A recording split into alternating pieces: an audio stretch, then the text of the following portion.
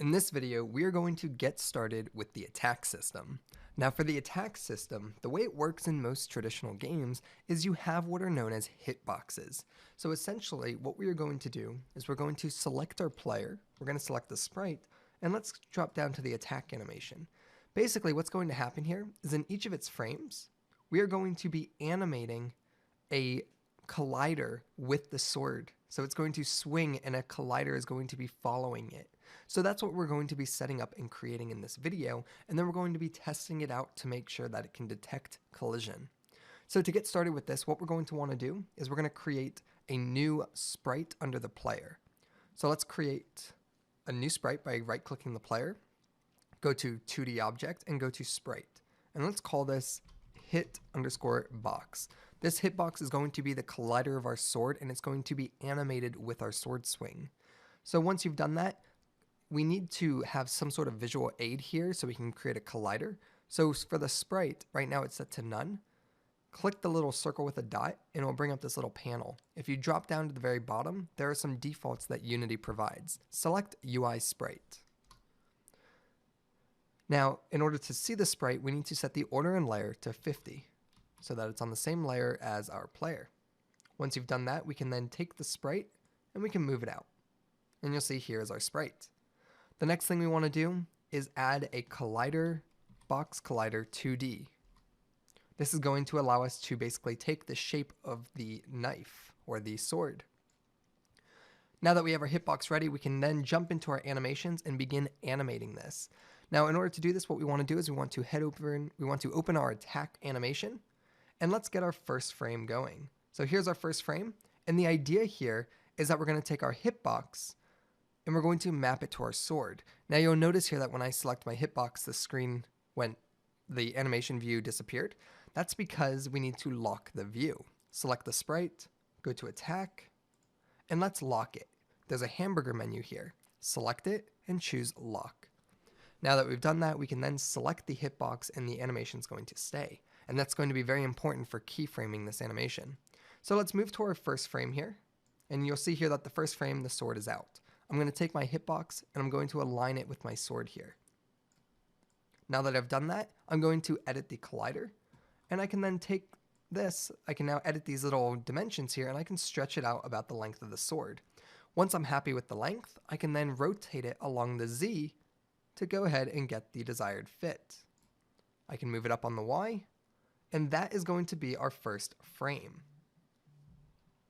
So here we have our first frame, and what we're going to need to do is we're going to need to be in record mode and key that first frame, and every frame we're going to be updating the hitbox to move with the animation and follow through with the swing.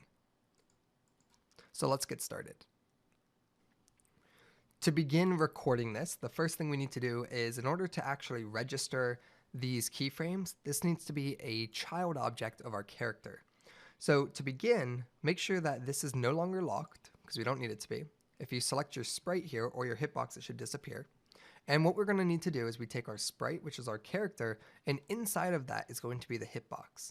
This is going to allow us to modify this is going to allow us to basically take the attack animation and modify it to include the hitbox. If we didn't do this, the hitbox would require its own animator controller. So to avoid that, we basically create a child-parent relationship. The next thing you want to do is head over to your attack animation, and let's get into record mode. So here you can see here's our first frame, and let's go ahead and key this first frame.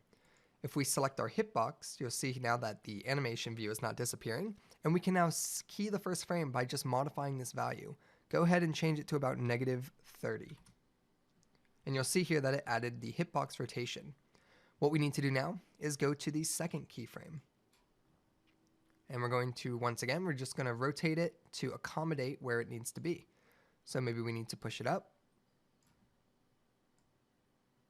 And there we go. We're going to do this for all of the frames. So now it's all the way up there. So we're going to rotate once more, get it to our desired result, and push it forward. It's a tedious process, but it's going to be amazing to have an accurate sword detection. So here, this frame is okay. Then we're here. We are now here, so let's go ahead and we're going to be shrinking down the size now. So you're going to select your hitbox, and you were just modifying the Z. All right, so right now the sword's kind of behind him, which is why it looks smaller. So one of the things we can do is if we want to, we can adjust the size of the collider to be in the back. And then he's going to swing forward, and we're going to readjust it. So now we need to bring it back down.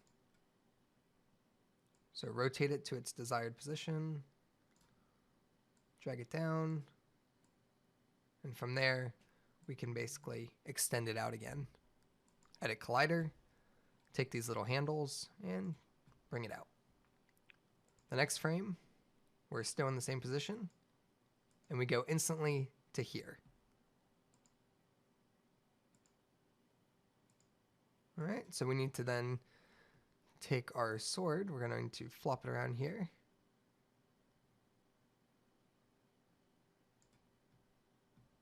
And let's move the position.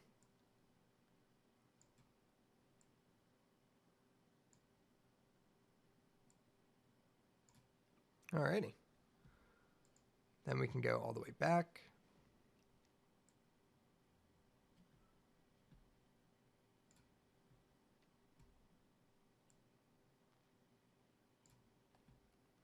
All right, and if you'd like, you can shrink it down to be the size of the sword.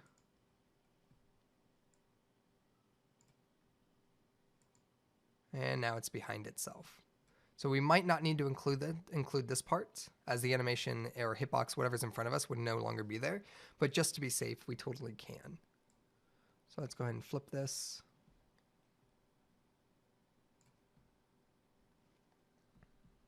And extend it out.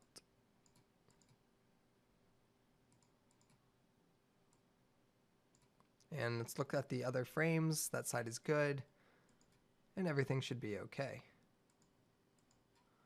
All right, if we stop playing, if we get out of record mode and we actually play this, you'll see here that now our sword is doing a full swing motion with the animation. So check this out. Here we go, we swing, and now we're going to have an accurate hitbox collider right here. I'll see you guys in the next video.